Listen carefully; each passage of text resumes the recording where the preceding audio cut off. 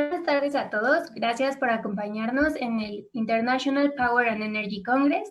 Mi nombre es Diana Lucero Cabrera y soy estudiante de Ingeniería en Energía en el Instituto Politécnico Nacional.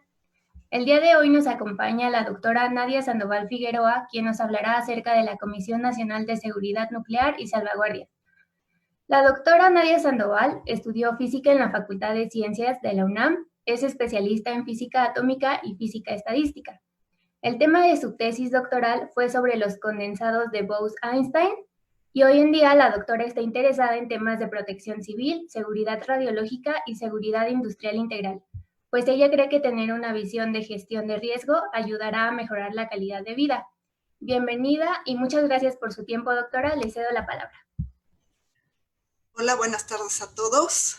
Me da mucho gusto estar aquí con ustedes en esta sesión sobre energía nuclear y sobre todo porque hay mucha desinformación. Inclusive dentro de las carreras científicas no estamos conscientes de todo lo que se hace en energía nuclear y bueno, vamos a empezar con esta plática. Efectivamente, denme un segundo, voy a compartir la pantalla.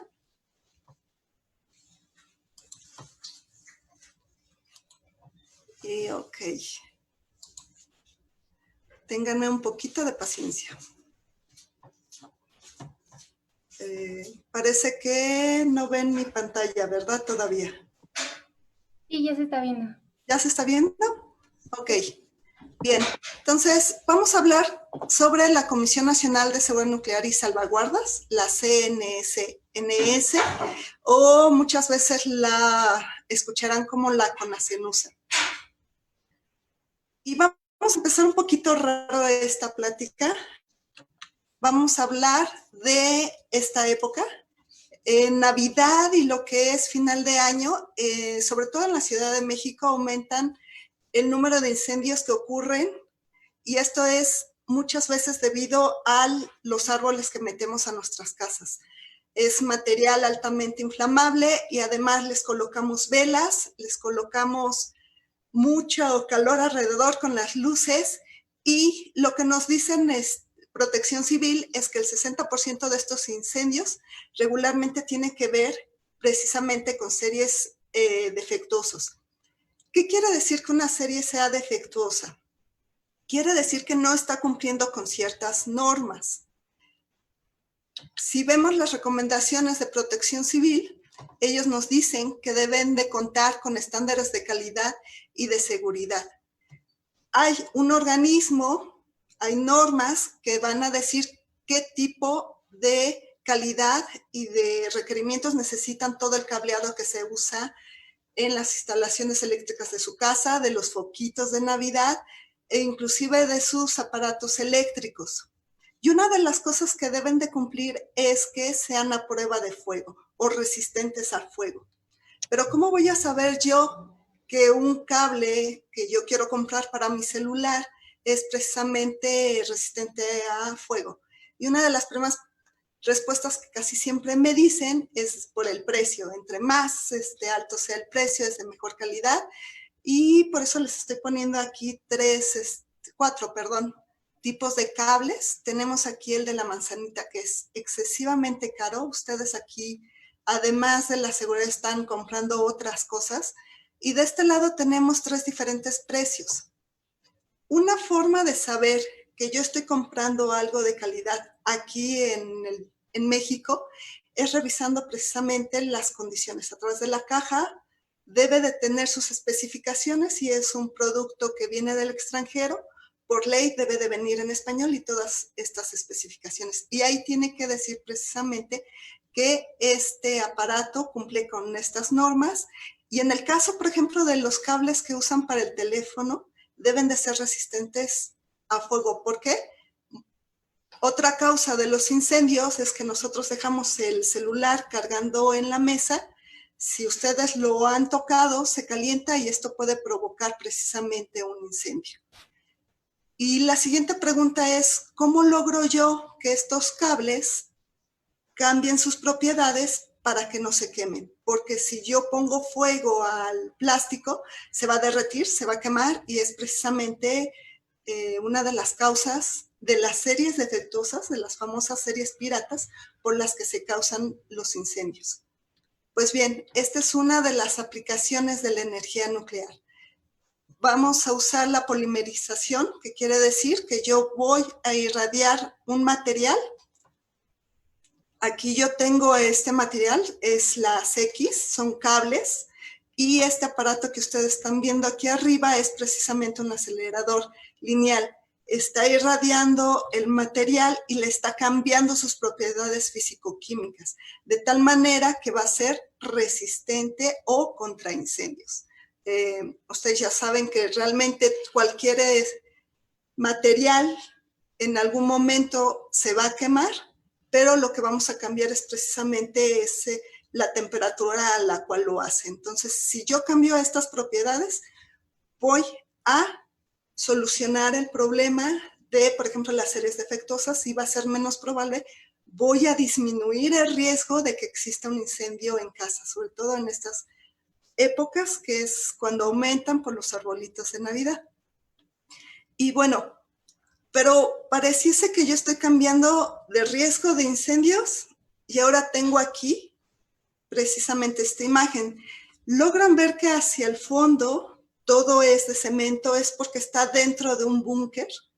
Las paredes de este búnker tienen aproximadamente 40 centímetros, y es porque la radiación o la energía necesaria para cambiar estas propiedades físicas es muy alta.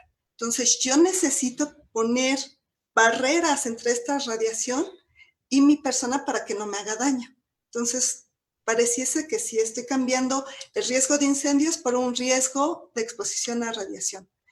¿Qué pasa cuando yo me expongo a la radiación? Y esto lo vemos en las películas. Espero que ninguno de ustedes haya tenido cerca a alguien con cáncer, pero alguno de estos efectos es precisamente la caída del cabello, vómitos, náuseas, cansancio, diarrea. Entonces, ¿estoy cambiando un incendio ahora por estos efectos? Esa es la pregunta. Y la verdad es que si lo tomamos a la ligera podría ser que sí, pero vamos a introducir la seguridad radiológica en este momento, y les estoy colocando aquí 3 definiciones. Básicamente, la seguridad radiológica, su fin es proteger todo lo que está alrededor de esta fuente de radiación. La fotografía que les puse anteriormente es un equipo generador.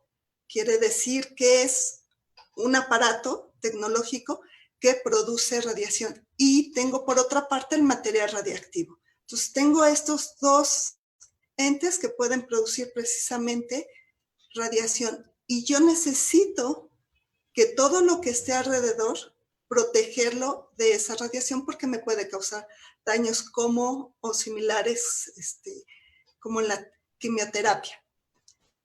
En particular, la legislación mexicana, en el artículo 21 de la ley reglamentaria del artículo 27 constitucional en materia nuclear, nos dice que es la seguridad radiológica, y pone en primer lugar a los trabajadores. Son estos trabajadores que van a trabajar con esta radiación los primeros, o digamos, la parte más importante de la seguridad radiológica en nuestro país, porque hay que salvaguardar su integridad, su salud y, bueno, obviamente, y todo lo que viene alrededor. Viene aquí ambiente en general. Nosotros regularmente no usamos eso cotidianamente, hablamos de medio ambiente. Pero bueno, esto es un poco de terminología legal. ¿Y en qué se basa? En un sistema de dosis, y tiene 3 ejes fundamentales: la justificación, optimización y limitación de dosis individuales. Esto se contempla en el artículo 7. Tenemos un reglamento general de seguridad radiológica, y en este artículo 7 nos van a definir precisamente cuáles son estas 3 cosas en las que se está basando la protección radiológica en México.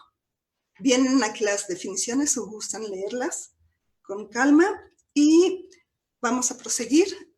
¿Qué es la justificación?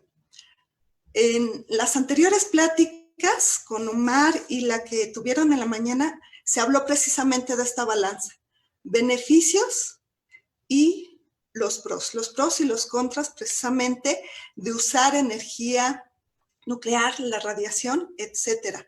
Y en este caso yo estoy sopesando un peligro de incendio que me puede provocar unas series que no están, que no siguen la normatividad mexicana con los riesgos de usar material radiactivo. Entonces yo tengo que sopesar eso y esta fórmula que viene acá abajo es muy escueta, es de las primeras que se pueden usar para hacer un primer análisis y si se dan cuenta, incluye el costo de la seguridad radiológica. Aquí vamos a pensar un poquito como empresarios y entonces yo para usar la radiación en México necesito demostrar que voy a obtener un beneficio neto.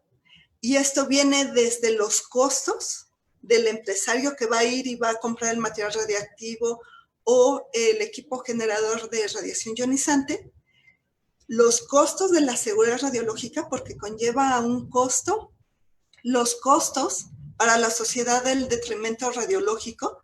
Yo voy a tener un aparato o un material que va a generar radiación que originalmente no estaban en el ambiente y eso también viene como un costo. Y en medio ambiente a esto se le llama externalidades. No sé si alguno de ustedes ya lo haya escuchado.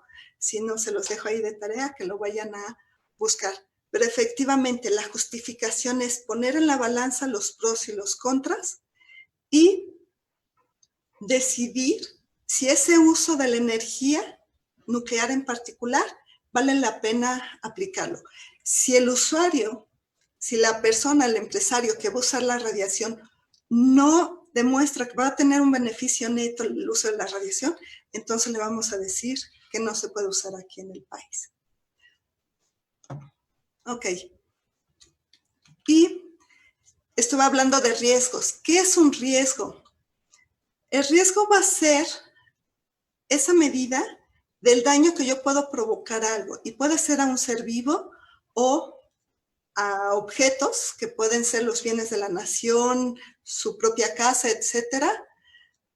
Y es precisamente eso, se va a enfocar en un daño. Entonces, yo lo que quiero con la seguridad radiológica es disminuir el riesgo, hacerlo prácticamente cero al usar precisamente los equipos generadores de radiación ionizante o material radiactivo. La segunda parte, el segundo eje del sistema es precisamente la optimización. Y aquí voy a meter, perdón, ¿alguna pregunta? Ahí se me pasó decirles, si tienen alguna pregunta, con mucho gusto se las respondo al momento. Y vamos a introducir entonces el concepto de dosis. Y en seguridad radiológica, cualquier dosis que esté presente vamos a suponer que va a implicar un riesgo. Entonces yo voy a tener precisamente que regular este uso para que disminuya el riesgo de esta aplicación de la energía nuclear. Y el objetivo es, esta es una filosofía, mantener todas las exposiciones. La exposición es cuando yo estoy, valga la redundancia, estoy buscando otra palabra, cuando yo estoy enfrente de una fuente radiactiva y entonces estoy expuesta a la radiación. Eso va a ser la exposición, tiene su unidad de medida y demás, pero lo que yo voy a buscar es que sean tan bajas como sea razonablemente posible. ¿Y qué quiere decir esto? Voy a poner otro ejemplo en otra situación, que sería, por ejemplo, en un edificio. Un edificio en la Ciudad de México tiene una posibilidad de colapso porque vivimos en una zona sísmica. Yo voy a tener grados en los cuales puedo reforzar un edificio o tener su estructura. Esos grados van a aumentar el costo. Entonces yo podría cambiar toda la estructura de los edificios de la Ciudad de México para que soportaran, por ejemplo, sismos de magnitud 9, pero sin embargo eso va a ser muy caro. Entonces, dependiendo del nivel de importancia de ese edificio, si es un hospital, lo vamos a hacer resistente a energías más altas de sismos, pero si es de, por ejemplo, otro tipo de actividades, vamos a ponerlos en un rango menor. ¿Por qué? Porque eso nos va a economizar y entonces vamos a tener esa ganancia. Al final, son costos y beneficios. A eso se refiere precisamente con esa palabra, razonablemente posible. Entonces, esta es la filosofía que impera en toda la seguridad radiológica. Denme un segundo, veo aquí unas cosas en el chat.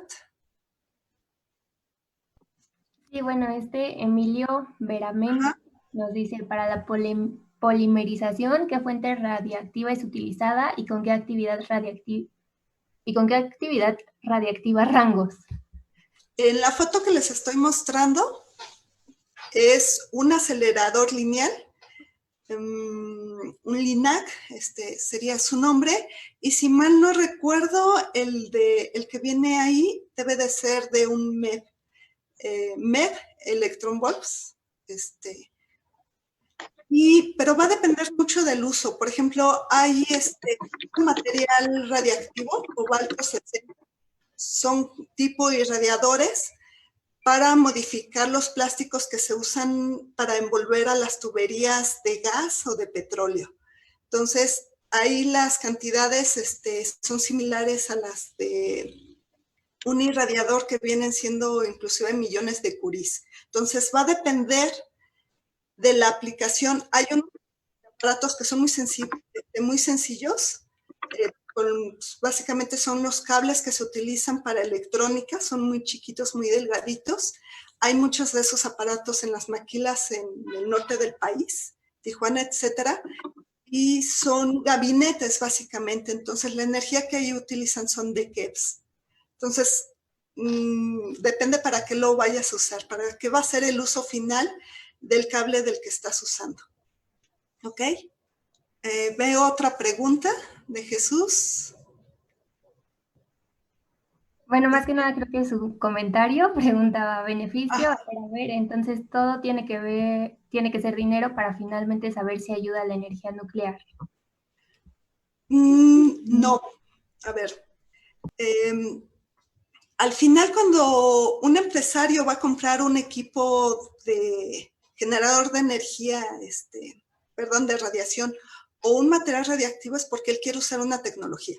En el caso, por ejemplo, de la polimerización, hay otros procesos, inclusive de calor, pero ellos escogen la tecnología que más les convenga y ese convenga tiene que ver con dinero. Entonces, si es más barato usar el calor, pues a lo mejor se deciden por el calor. Si es más barato la radiación, se van a decidir por la radiación. En general, la radiación es más barata que otras tecnologías, porque el material radiactivo es, ahorita vamos a poner 3 ejemplos, son materiales que ustedes pueden tener en la mano, que no deberían, si emite radiación, pero al final son materiales naturales. Y no necesitamos hacerles un proceso muy grande para que ustedes los puedan usar. En ese sentido es barata los materiales radiactivos en el uso industrial. Pero sí, para un empresario, el decidirse por una o por otra tecnología va a tener que ver con dinero. Y el costo de esa tecnología es algo que nosotros les recalcamos mucho. Tienen que incluir lo que es seguridad radiológica. A algunos no les gusta o prefieren no usar la energía nuclear porque sienten que es muy engorroso precisamente la seguridad radiológica. Pero ya cuando lo comparas, por ejemplo, con calderas, donde tienes que usar también un equipo especial para calor y haces el costo-beneficio, resulta a veces que la radiación es mucho más barata.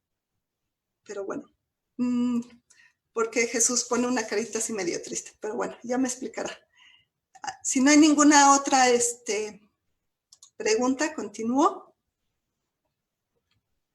Bien.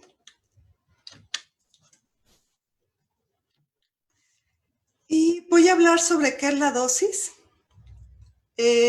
Ya se los habían mencionado, es la cantidad de energía que se va a depositar en un objeto o en un ser vivo y la energía debido a la radiación. Y aquí voy a meter esta frase de Paracelso que dice: la dosis hace al veneno.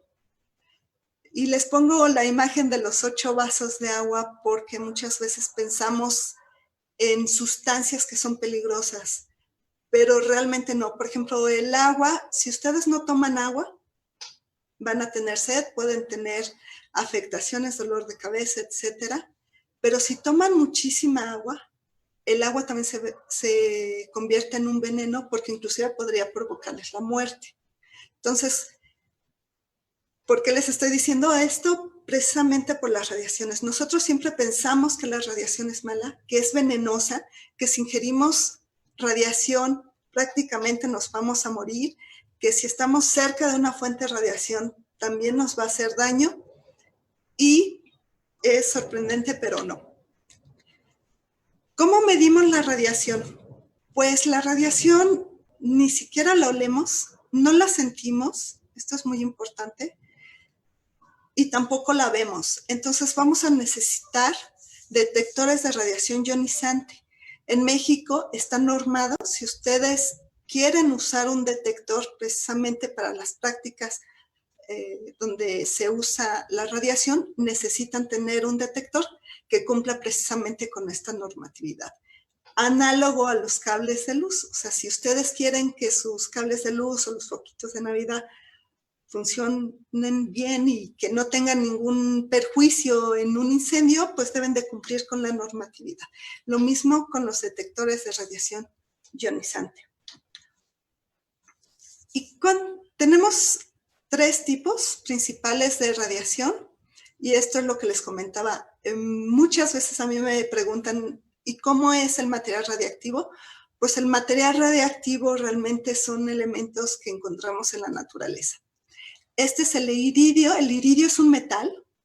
Entonces, si yo trabajo con iridio, no voy a tener gases que pueda oler. Vienen en lentejas, se ponen en lentejas dentro de una cápsula, y eso es lo que vemos como una fuente de radiación, pero es metálico. El otro ejemplo es el radón. El radón es gaseoso y va a emitir partículas alfa, que son núcleos de helio, y aquí lo peligroso es que lo voy precisamente a respirar. En radón es una parte muy importante en Estados Unidos en seguridad, porque la mayoría de las casas tienen sótanos. El radón viene de la cadena de desintegración del uranio. Todo el suelo tiene materiales radiactivos, y si nosotros inclusive dormimos sobre el suelo, vamos a estar inspirando radón. Otro dato curioso: cuando se construyen las casas, es con material, cemento, etcétera, grava, que viene del suelo, y efectivamente van a traer materiales radiactivos, y nosotros con los detectores inclusive podemos medir esa radiación. Pero es radiación que es natural y que está ahí. Vamos a tener también líquidos. Entonces, el manejo de un líquido, de un gas o de un sólido como material radiactivo va a ser diferente y va a implicar diferentes reglas o cosas que yo tengo que hacer para aumentar la seguridad radiológica. Perdón. Por ejemplo, en el radón, lo que vamos a usar es una capucha. Las famosas KN95 son los que nosotros usamos precisamente cuando estamos manejando materiales que emiten gases que son radiactivos, como en este caso el radón. Para el iridio, si se dan cuenta, no voy a necesitar una protección respiratoria, sino más bien en las manos, porque lo voy a ir a tocar. Y en el caso del yodo, que viene en una solución que va a ser líquido, o en otros materiales que viene granulado, prácticamente se comportan como líquidos.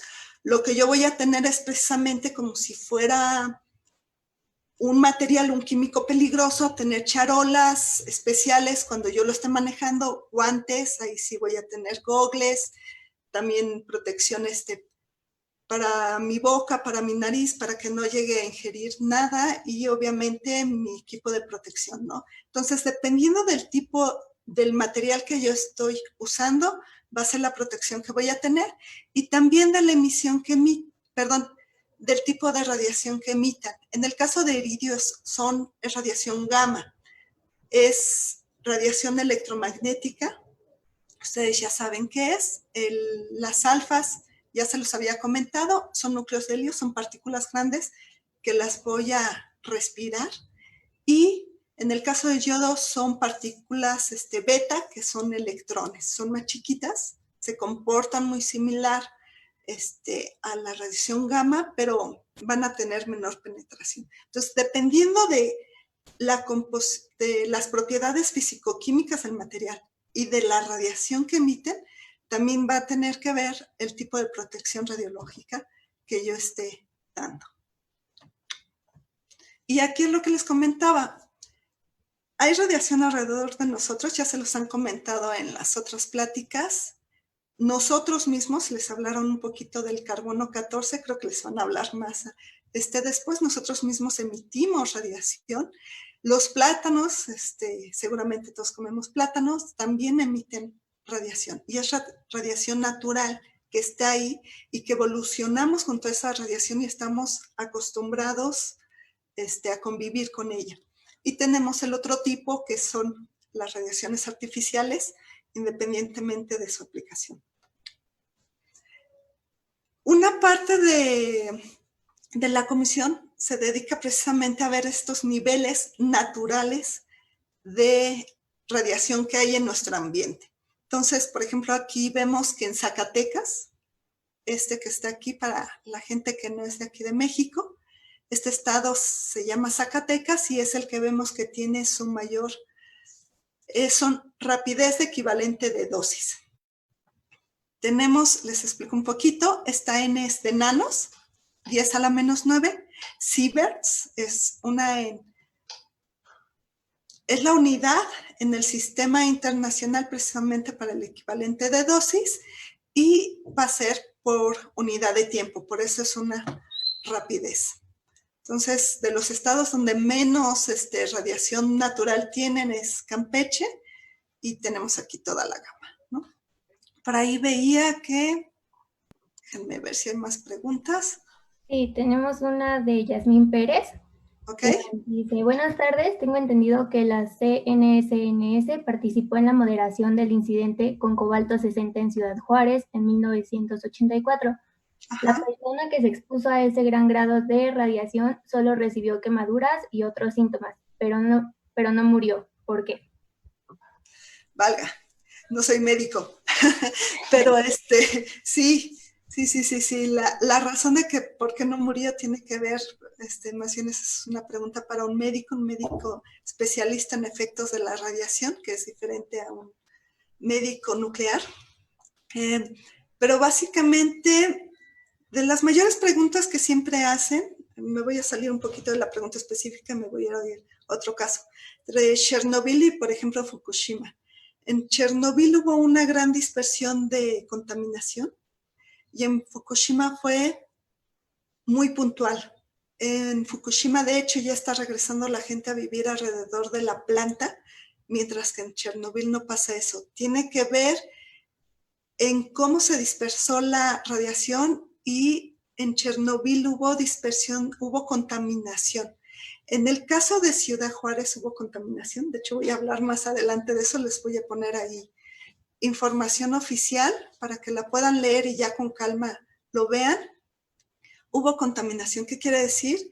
Fue de cobalto 60, también es sólido, pero les comentaba, vienen en forma de lentejas y las lentejas se dispersaron por toda la ciudad de Ciudad Juárez. Entonces, la persona que vendió el cabezal de cobalto, era un chatarrero, se lo llevó, lo desarmó, pero fue dispersando el material radiactivo, entonces al final con lo que él se quedó no fue el material radiactivo completo, digamos que lo fue esparciendo por toda la ciudad. Entonces la cantidad no era la original y ya tenía mucho tiempo ese cabezal abandonado. Entonces, la radioactividad decae, si se acuerdan, hay un concepto que es de vida media y por ende, mientras transcurre el tiempo, va disminuyendo su actividad exponencialmente. Entonces, también eso afectó en el caso de Ciudad Juárez en 1984. Pero sí, esa pregunta concreta es para un médico que sea especialista en efectos de la radiación. Bien, viene aquí otra. Sí, tenemos unas preguntas de la transmisión de Facebook de Martínez, que dice, buenas tardes, ¿por qué irradiar un material lo hace más resistente a altas temperaturas? Bien, porque voy a cambiar precisamente su estructura físico-química, ya a nivel molecular. Otra vez, no soy yo química, no soy especialista en eso, pero básicamente es eso. ¿Qué es lo que pasa? Que yo tengo desordenadas o en cierta forma las moléculas y al darles más energía voy a cambiar una de dos, o su configuración. Puede ser que su configuración sea lineal y al darle yo más energía la haga como la de ADN, ¿no? En forma de hélice y eso lo haga más resistente. Es una forma. La otra es de que se acoplen, si yo, como si fuera en un gas, si las moléculas están desorganizadas, tienen menos resistencia, pero si yo les doy energía de tal manera que se puedan ordenar y que formen filas, como la imagen que les había puesto, muy esquemática, pues lo voy a hacer mucho más resistente. Esta técnica se usa aparte de cambiar sus propiedades para que sean resistentes al fuego, se usan para otras cosas, ¿no? Y se puede hacer por otros medios también. Bueno. Y la última pregunta de Facebook es de Karime Gutiérrez, que dice, ¿el lodo 131 se trabaja en campanas de extracción? Sí. Todo lo que tenga que ver, porque el yodo se evapora, vamos a tener el gas, este famoso morado, y efectivamente son campanas especiales. La extracción tiene un filtro especial de tal manera que el aire que salga al exterior no lleve material radioactivo. Entonces, en los líquidos, en las soluciones, por ejemplo, cuando a las personas se les da a ingerir material radioactivo, uno de los casos que a mí más me sorprendió cuando llegué a este grado es de que tienen su baño particular. ¿Qué quiere decir? Estas personas, obviamente, al ingerir material radioactivo también lo van a desechar y este baño lo que hace es recolectar las aguas residuales, dejarlos en tanques de tal manera que esté aquí el agua con ese material radioactivo hasta que decaiga. Y ya después se puede desechar como agua normal. Pero sí, son materiales al final tóxicos y dependiendo de su estado de agregación de la materia, pues vamos a tener diferentes medidas de protección. Ok, si no hay ninguna otra pregunta, continúo. Sí, gracias, doctora. Bien, y el último de los 3 fundamentos de los que hablaba precisamente de la protección civil es la limitación de dosis individual. Voy a tener 3 medidas de protección, estas también ya se las habían mencionado, que son el tiempo, la distancia y el blindaje. Y aquí voy a hacer una analogía con lo que estamos ahorita viviendo, que es el COVID. Una de las cosas que les están señalando mucho es que si van a un lugar cerrado, donde hay muchas personas, traten de estar el menor tiempo posible. ¿Por qué? Porque va a ser menor la exposición. Lo mismo pasa con la radiación. Si yo estoy cerca de una fuente de radiación, entre menos tiempo pase ahí, menos va a ser la cantidad de energía que yo reciba y entonces voy a tener menor riesgo. La siguiente es la distancia, también ya se los mencionaron. La distancia, la intensidad de radiación va a disminuir como 1 entre R cuadrada, donde R es la distancia. Entonces, si yo me alejo, si yo estoy 1 metro y después me alejo otro metro, estoy a 2 metros, voy a disminuir 1/4 la radiación que yo estoy recibiendo. Entonces, muchos de los aparatos que vienen de protección para las aplicaciones son precisamente mangueras. Este es un contenedor de iridio de los que se usan para radiografía industrial. De la plática anterior les mencionaron que se usan para ver la calidad de las juntas, por ejemplo, en tubería de petróleo. Vamos a revisar precisamente esas juntas y lo que se hace es ponerles unas mangueras de tal manera que el personal que lo está manejando se aleje lo más posible. La dimensión de estas, la longitud, perdón, de estas mangueras llega a ser inclusive de 10 metros, que ya les da una protección precisamente de distancia. Y la otra es de blindaje. Aquí les estoy mostrando una puerta. Esta puerta es de acero.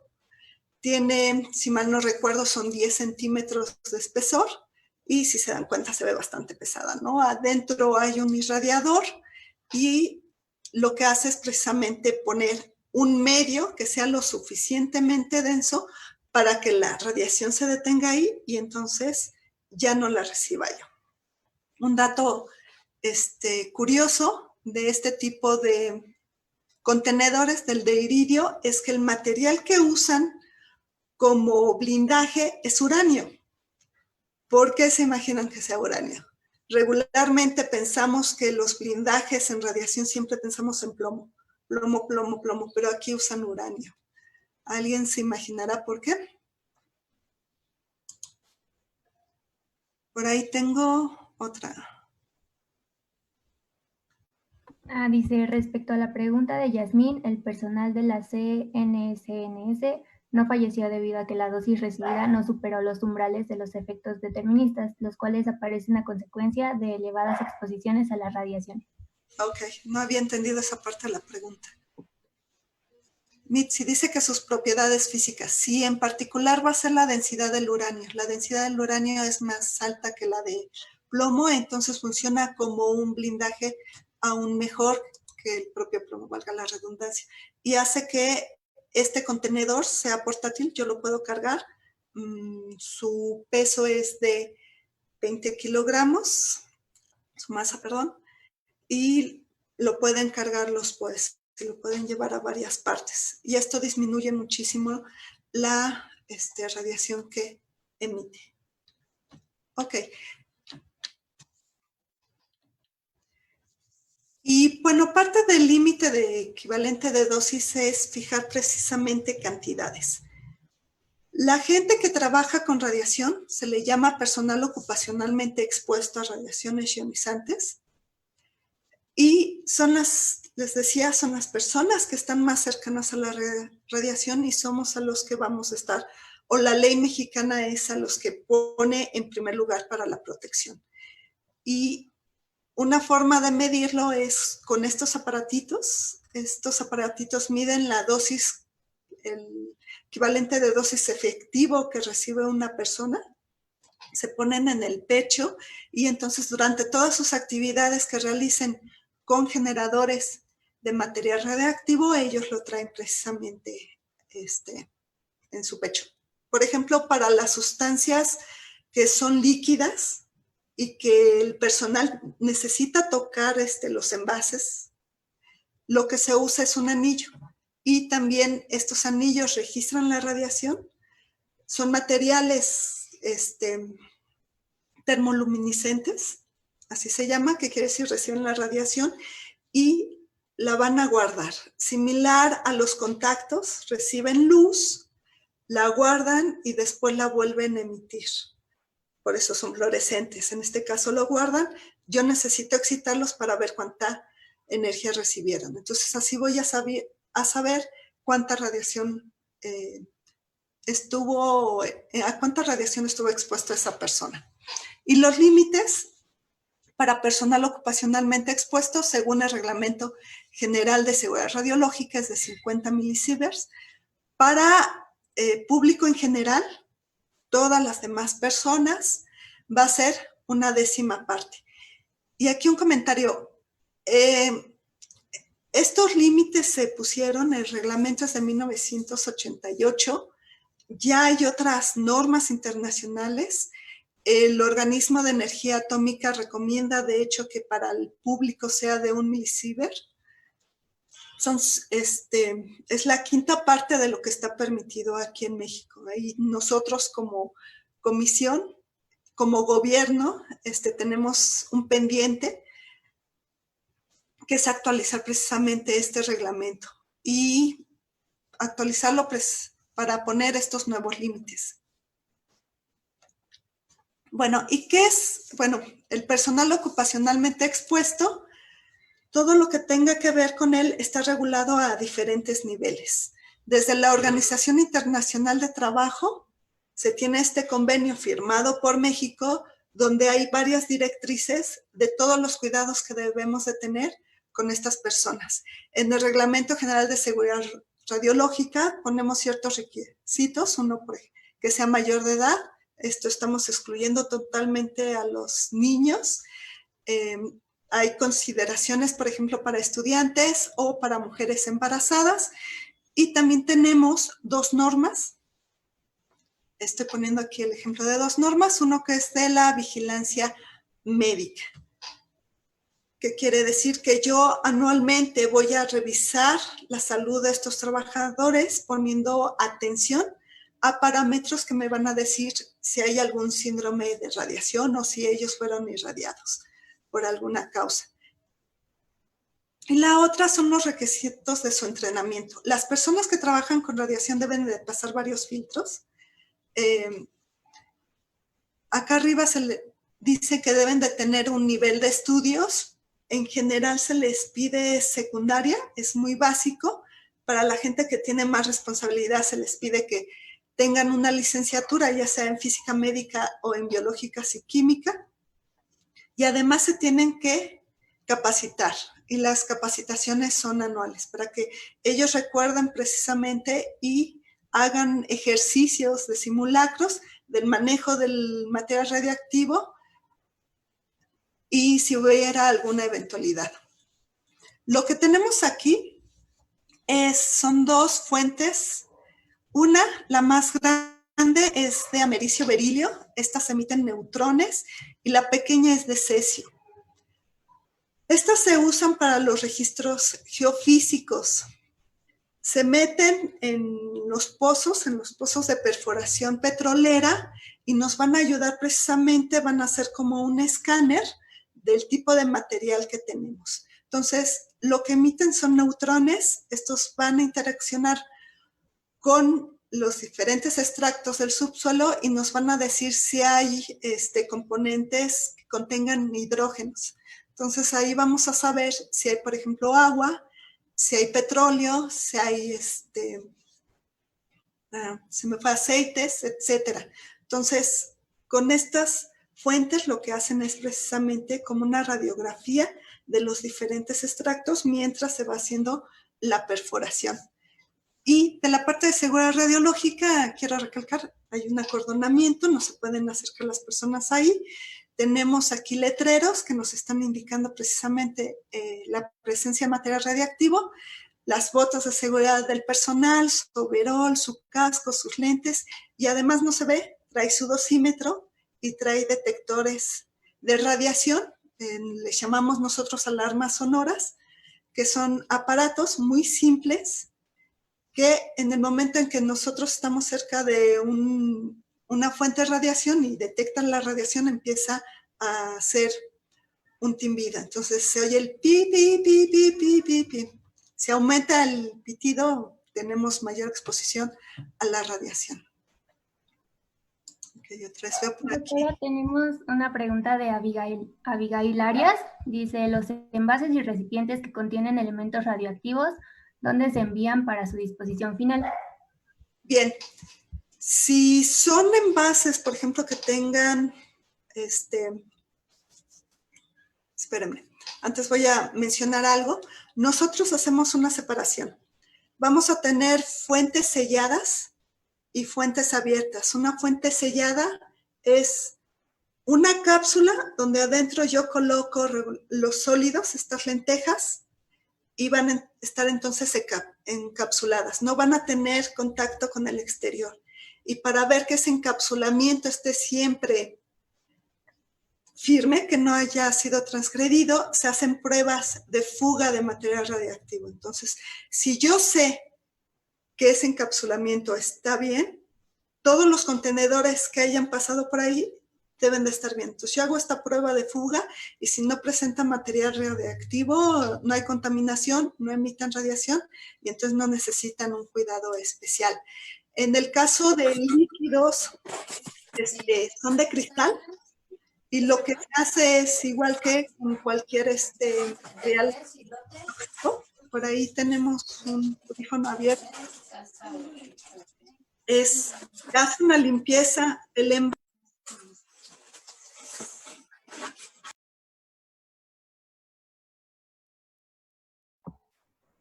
Ay, perdón, doctora, la silencié.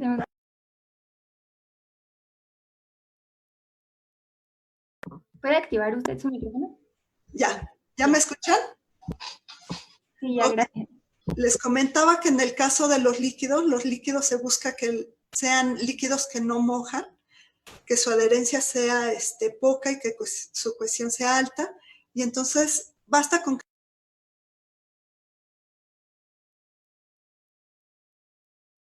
Ay, perdón, es que alguien está silenciando. Lo puede activar otra vez y... ¿Ya me escuchan? Sí, ya. Ok. Entonces les mencionaba de los frascos. Basta a veces nada más con que yo lo limpie.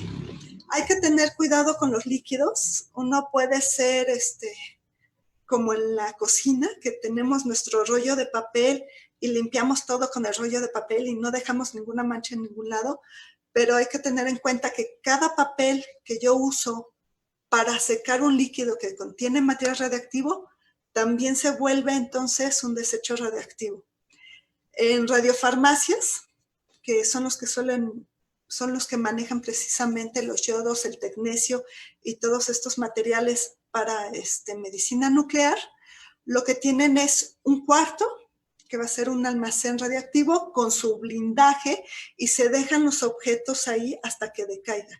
La vida media del yodo es muy corta, prácticamente de horas, entonces yo dejo ahí los materiales, las batas, el papel, todo lo que hayan usado para limpiar ese líquido ahí guardado, para lavar inclusive los envases que contienen el líquido. Y después de cierto tiempo, una vez que ya no se detecte la radiación, tenemos también un umbral para contaminación. Una vez que diga yo que esos materiales ya no están contaminados con radiación, ya se pueden desechar como material, basura normal. Espero haber contestado la pregunta. ¿Hay más preguntas? Creo que sí. Tenemos una de Mariela Hernández que dice, ¿qué técnica se utiliza para caracterizar las propiedades termoluminiscentes de los materiales que mencionaba anteriormente? ¿Las muestras necesitan alguna preparación especial para su caracterización? Ahí te voy a deber la respuesta. Yo no soy especialista precisamente en estos materiales termoluminiscentes, sí están caracterizados. Lo que nosotros tenemos en la comisión, nosotros también tenemos el sistema de dosimetría. Son los dosímetros que vienen precisamente con estas plaquitas y estos materiales y te venden el aparato como tal. Déjame pensar en dónde podrías buscar información sobre esto. Ahorita no se me ocurre. Esa me la quedo de tarea, lo busco y les mando la respuesta. ¿Sale? ¿Hay alguna otra? Veo que sí. Sí, debe de existir alguna certificación para que el personal trabaje con elementos radioactivos y si es así, ¿cuál sería? Así es precisamente esta lámina que les estoy mostrando. Les decía, hay varios niveles de responsabilidad. El personal que trabaja día a día con el material radiactivo, digamos, a los de piel les llamamos nosotros, que es el POE normal, deben de cumplir con estas 3 cosas, ¿no? Es ser mayor de edad, pasar un curso precisamente de que tenga que ver con radiaciones y con protección radiológica. En ese curso ven parte de teoría, desde qué es una radiación, cuáles son los fundamentos de la protección radiológica, ven simulacros, ven cómo se maneja la fuente y además también toman un curso de la práctica en particular que van a hacer, de la empresa en particular. Las empresas en México están obligadas a capacitar a su personal y en radiación no es la excepción. Entonces, si alguien va a trabajar en una radiofarmacia, se le da la capacitación general de las radiaciones para ser un personal ocupacionalmente expuesto y además se le da la capacitación para ese uso de la radiación.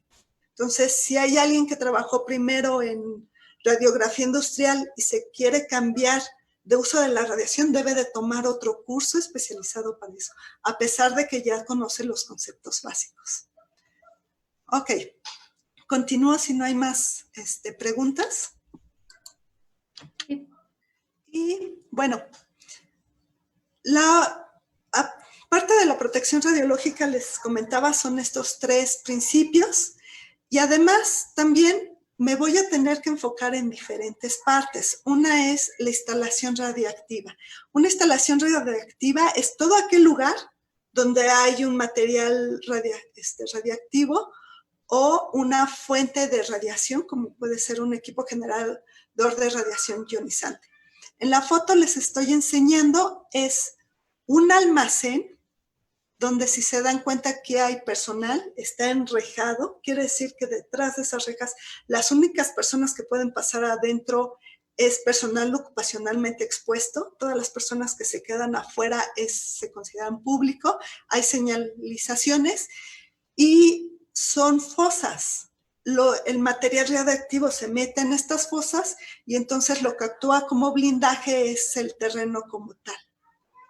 Son de acero, las tapas tienen plomo y tienen otro tipo de materiales.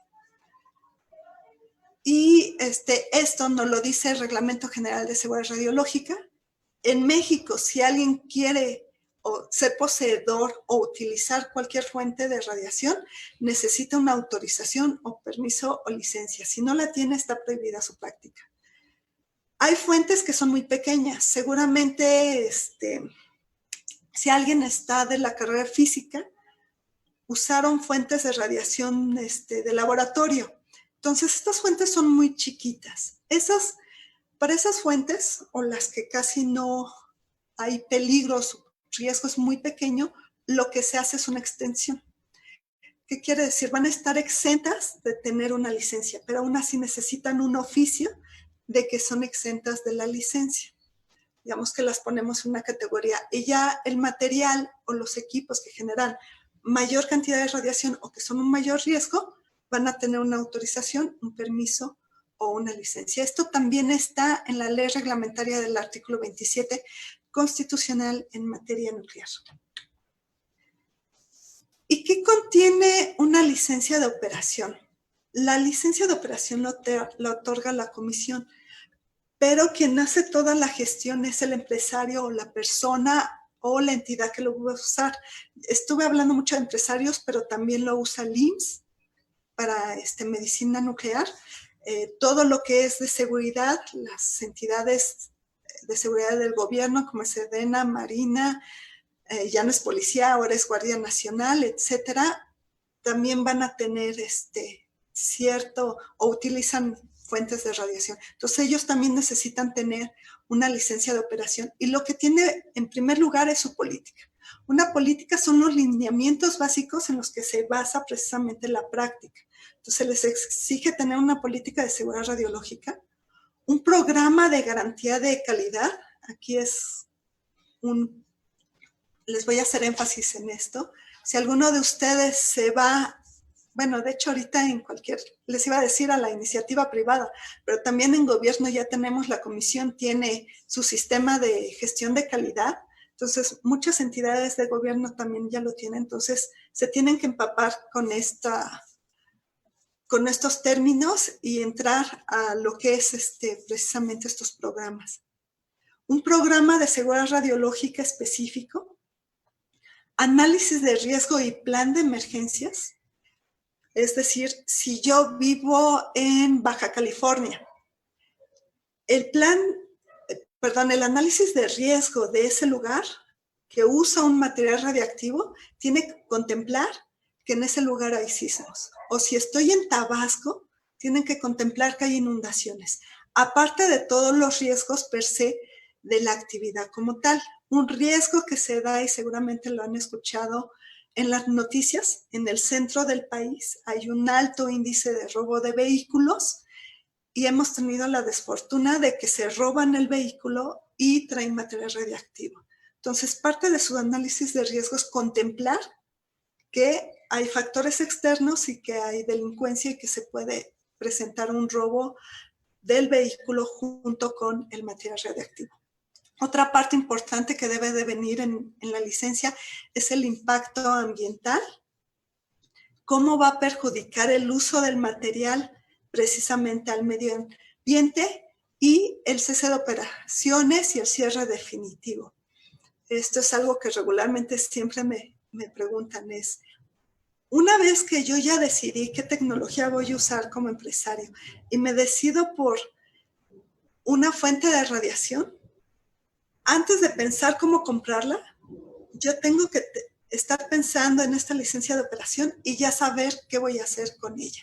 Entonces, antes de que nosotros le demos permiso a una entidad de tener una fuente de radiación, ellos ya deben de saber qué va a pasar con ella cuando termine su vida útil.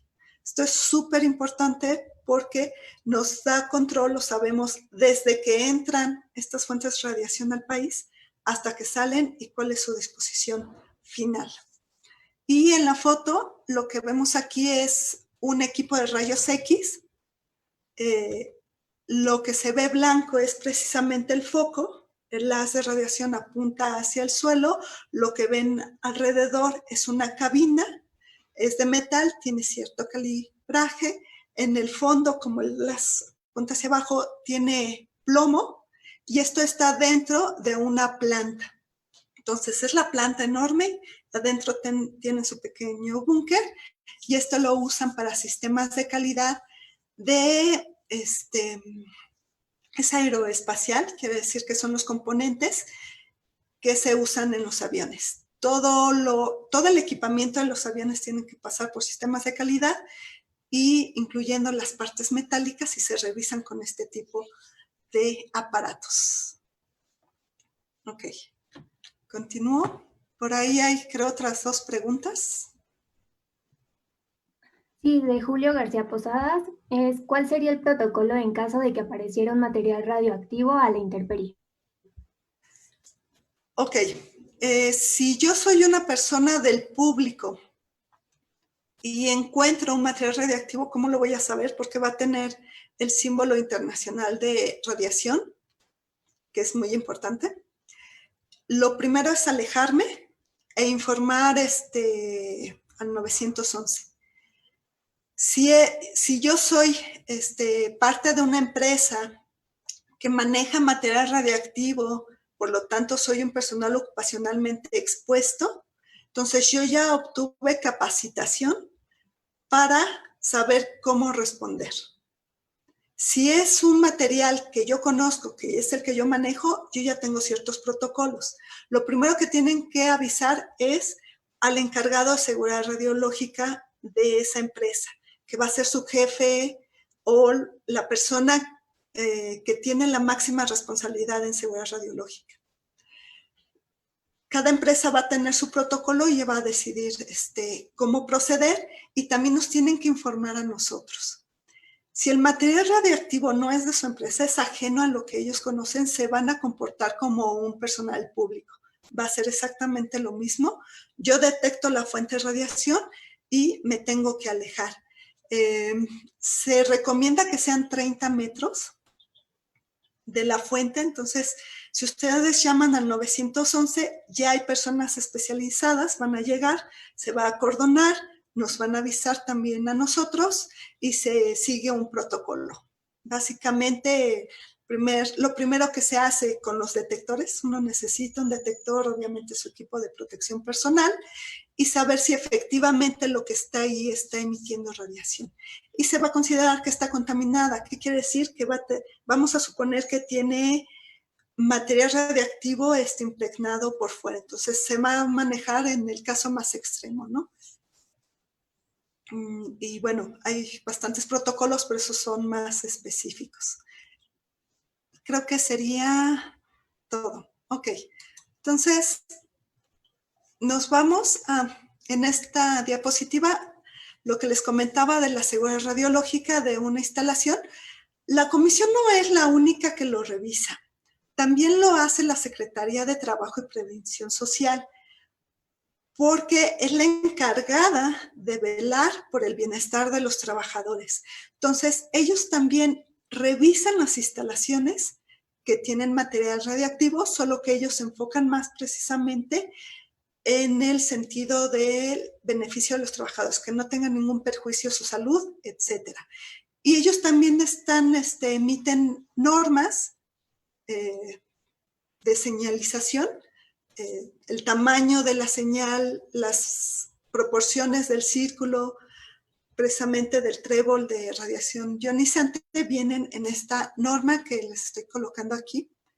Esta es de Segov, la de arriba es de la Secretaría de Trabajo. Entonces, somos varias entidades, aunque la principal es la comisión, también intervienen otros sectores de gobierno. Y aquí comentarles la instalación que les estoy enseñando. Esto es en una aduana del país. Si alguno ha cruzado alguna aduana, sobre todo en el norte, va a encontrar que va a tener una revisión del lado mexicano y una revisión del lado americano, regularmente con equipos que generan radiación ionizante. En este caso, entra en este carril un automóvil, se deja ahí estacionado, la persona se va atrás de un muro que va a actuar como blindaje para que no reciba radiación, y entonces el arco que ustedes ven aquí se mueve sobre un riel y escanea al automóvil, que se están buscando droga, contrabando, etcétera. Cabe resaltar, tenemos aquí varias medidas de seguridad radiológica, desde la altura de los automóviles que pueden ingresar, la velocidad que tengan el alto, hay las lámparas que nos van a indicar si se está emitiendo radiación, hay también señales sonoras, se va a escuchar una alarma cuando se empieza a emitir la radiación, tienen su propio sistema de comunicaciones, etcétera, etcétera, etcétera. Ok, y también parte de la seguridad va a tener que ver con algo que no es de radiología, sino que es seguridad física, y es de las cosas que ya les estaba comentando de robo de automóviles. Las fuentes el material radiactivo en general va a estar o van a estar un lugar donde se guarde que tenga ciertas características, que va a ser un almacén de material radiactivo. También se transportan, entonces va a haber automóviles que estén autorizados para hacerlo. Y esto que vemos del lado derecho es una cabina, es un contenedor que se usa para ponerlo en barcos, y regularmente estos barcos los llevamos a plataformas petroleras y allá fungen como almacenes. Entonces, digamos que son todos los lugares donde puede estar el material radioactivo. Y las medidas de seguridad física pues son las comunes para otras prácticas. En este caso tengo aquí un sistema de alarma, tengo 2 candados, tengo señalamientos.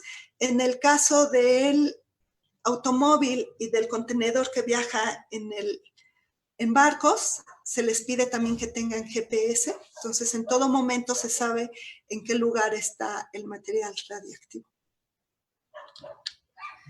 Y la otra parte... Nos quedan 10 minutos. Ok, entonces me apuro. Otra parte es la salvaguardia, que también ya se los dieron en la plática de la OIEA. Aquí nada más es retomarlo.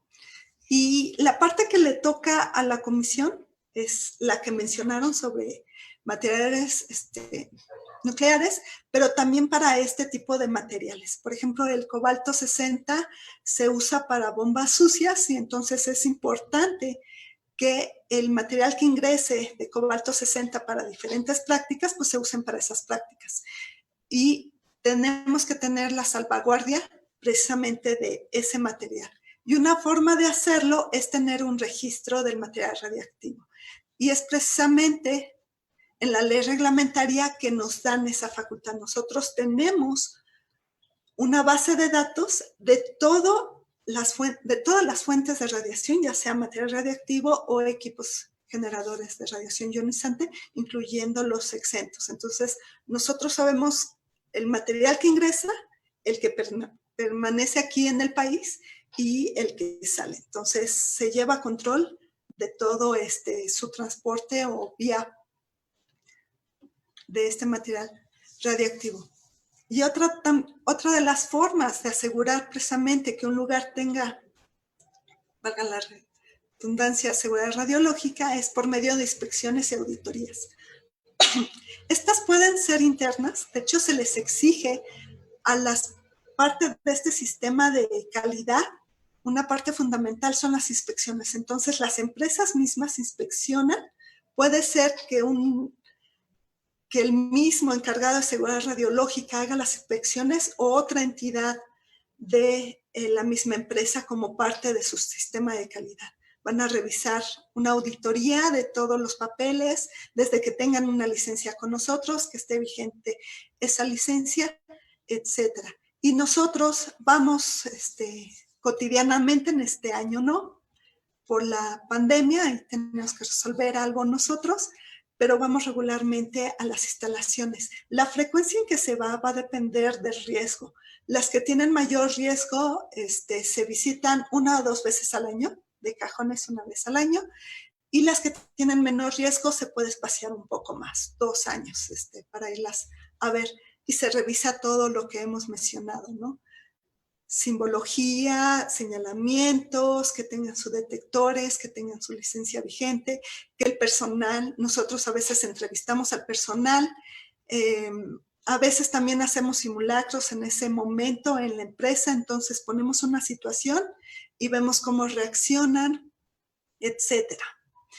La forma en que se llevan a cabo las inspecciones, hay una guía de parte de la OEA, que es precisamente este documento que pongo yo aquí arriba. Y también nos lo faculta la ley reglamentaria del artículo 27. Una parte importante, nosotros nos tenemos que identificar, tenemos que llevar un protocolo, no puedo llegar así de sorpresa y decir, tengo ganas de hacer inspección aquí ahorita. No, se tiene un programa y hay un protocolo legal para todo esto. Porque la comisión tiene facultad de sancionar. Puede ser que nosotros aseguremos la fuente radiactiva y que evitemos su uso porque consideramos que hay un peligro inminente o inclusive la cancelación de la licencia. Y otra de las cosas que ya conlleva a nivel nacional es también la asesoría en caso de emergencias. La comisión no responde a emergencias. En el caso del que mencionaban de Ciudad Juárez, y ahorita les voy a poner otro caso, estuvo ahí porque no había elementos suficientes que pudieran asesorar.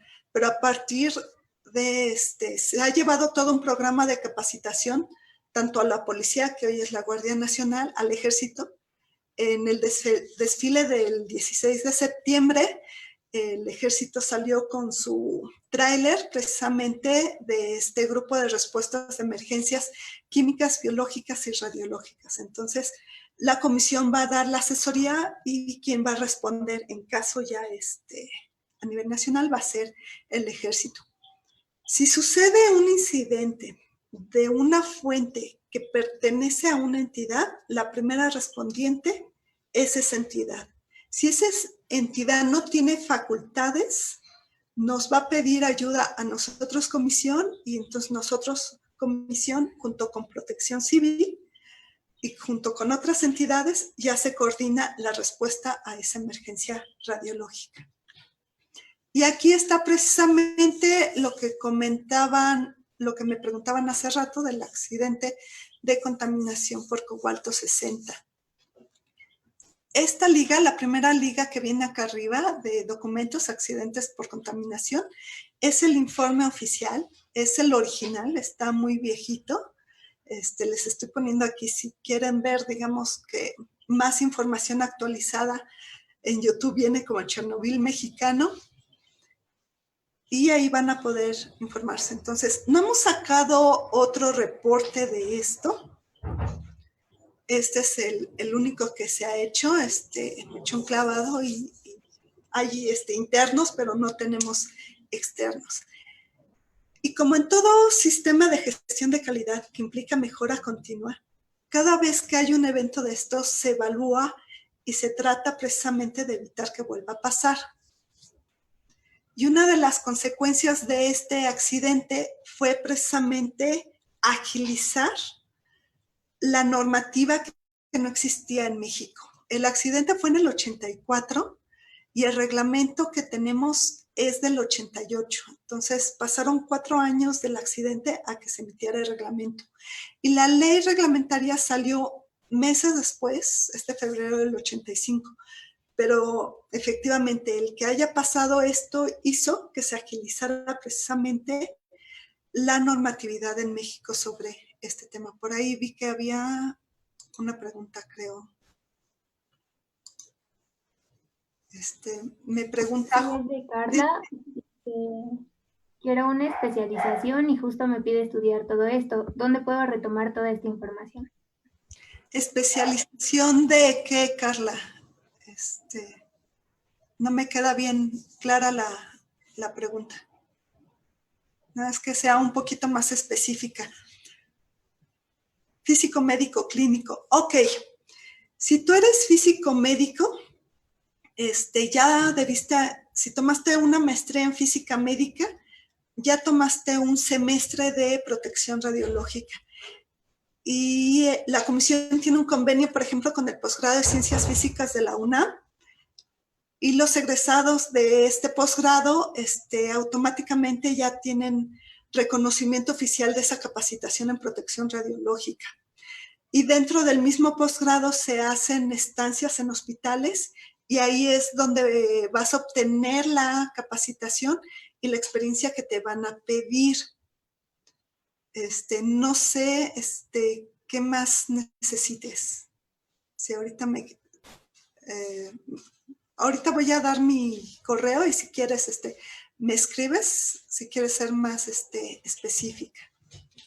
Pero sí, en general, alguien que quiera manejar material radioactivo va a tener que tomar un curso.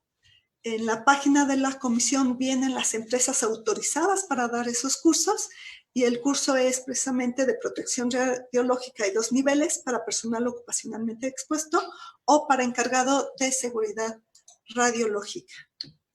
El otro accidente que les comentaba es más reciente, es del 2013 y también fue con un cabezal de cobalto. También fue con un cabezal que estaba por desecho. Se robaron el camión,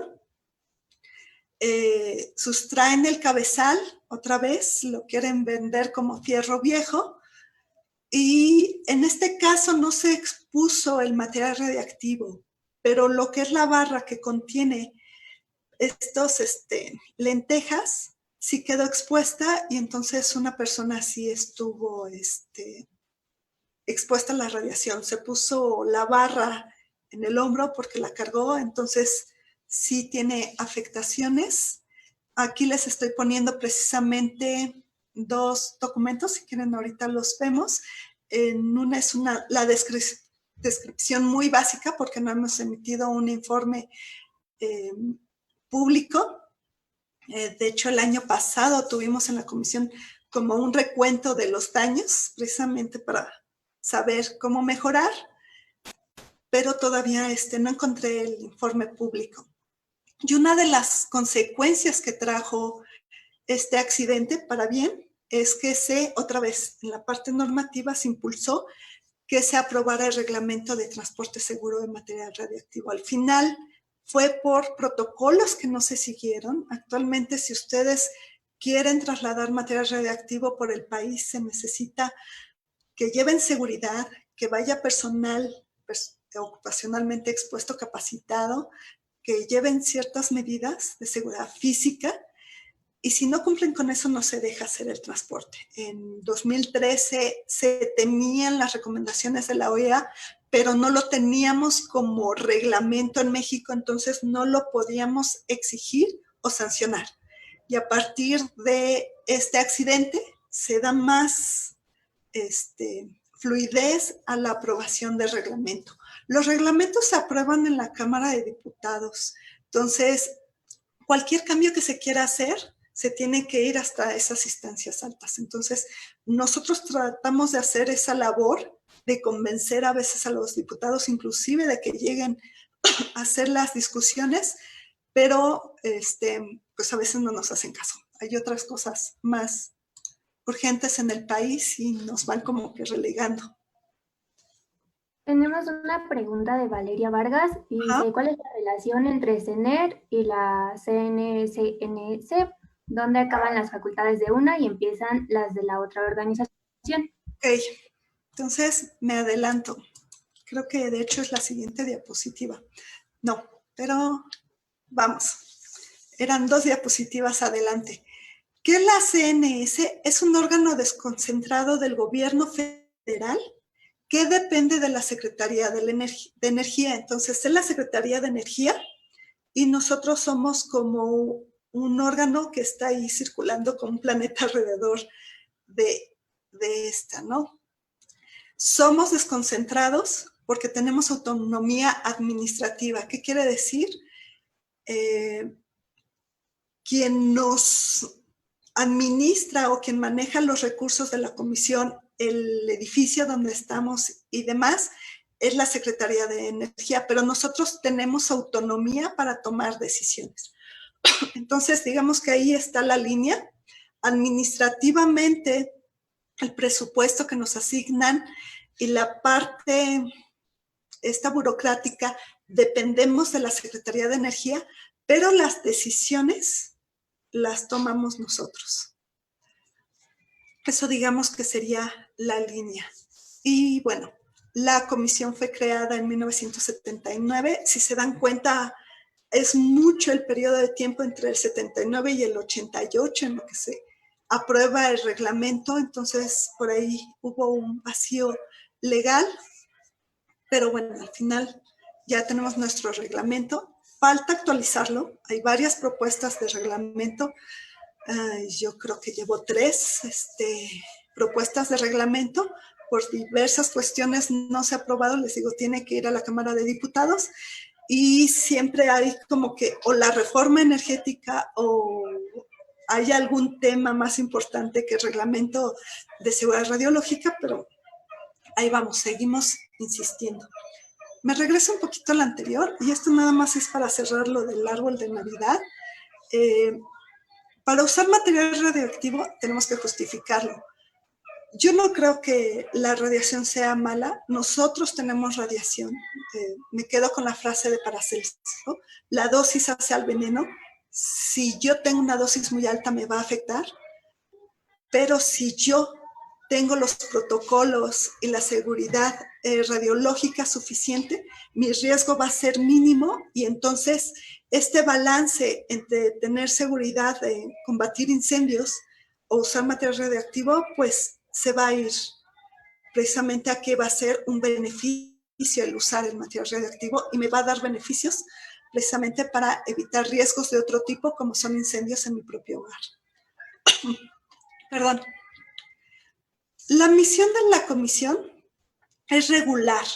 Nosotros somos un órgano regulador. Entonces, vamos a dictar, o la comisión dicta a través de todos estos, el reglamento, la ley, que son precisamente estos elementos legales que nos facultan hacer esta regulación. Vamos a regular la seguridad nuclear, la seguridad radiológica, la física y las salvaguardas de todo lo que tenga que ver con material radioactivo, desde que ingresa al país, su transporte, su almacenamiento, su uso y su desecho, y la exportación en dado el caso. Marco normativo, pues nosotros obedecemos tratados y convenios internacionales. Está la ley reglamentaria que le estuve mencionando varias veces, la ley de procedimientos administrativos por ser una entidad federal, el reglamento general de seguridad radiológica, las normas oficiales mexicanas y los acuerdos de COFEMER, que tiene que ver más con la parte burocrática, que es esta interacción entre las personas y nosotros. Regularmente las personas lo que ven es la ventanilla y estos trámites que les llamamos precisamente de un trámite para pedir la importación, un permiso de importación, pues se van a llevar a cabo parte de la COFEMER. Parte de las facultades de la comisión es precisamente emitir las normas. Es uno de sus trabajos. Aquí les muestro el organigrama. Estas son las secciones en las que se divide la comisión. Una parte administrativa, que es la de finanzas, la Dirección de Seguridad Nuclear. En México esa parte se la lleva a Laguna Verde. Han estado hablando muchísimo de Laguna Verde, entonces en la comisión existe una dirección totalmente dedicada a eso. Se acaba de emitir la licencia de operación de los 2 reactores y este proceso se llevó cerca de más de 5 años para que se aprobara, ¿no? Y es la revisión precisamente de estas cosas que les decía, la política, los procedimientos, el análisis de emergencia, que en el caso de Laguna Verde, pues es lanzar los simuladores, ver efectivamente lo que pasa en varios casos de emergencia, por ejemplo, o de situaciones que se podrían presentar en la planta. Otra dirección a la cual yo pertenezco es la de seguridad radiológica. Esta se divide en 2, en medicina y en industria. Yo pertenezco a la subdirección de industria de alto riesgo. Tenemos otra que es la de tecnología, reglamentación y servicios, que eso tiene que ver con las funciones propias de la comisión. Les mencionaba que existe una base de datos de todo el material radiactivo, entonces ahí es donde ellos intervienen, y la Dirección Adjunta de Vigilancia Radiológica Ambiental. El MACPAP que les mostré se construye yendo precisamente a los lugares de monitoreo, se toman muestras de suelo, de agua, de la radiación de fondo que viene del espacio exterior, y se hace todo este monitoreo. Se tiene de todo el país, de seguridad física, que también se los mencionaba, por ejemplo, en el transporte de material radiactivo se necesita un protocolo especial.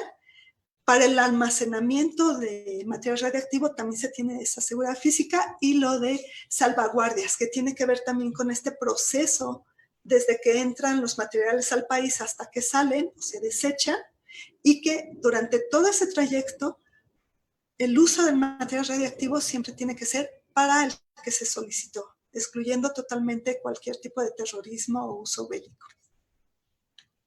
Y bueno, aquí un poco de información. Tenemos autorizados, son licencias, hay entidades que tienen varias licencias, alrededor de 1466, esto cambia. Estamos emitiendo licencias cotidianamente, hay otras que se cancelan, etcétera. Y les explico un poquito.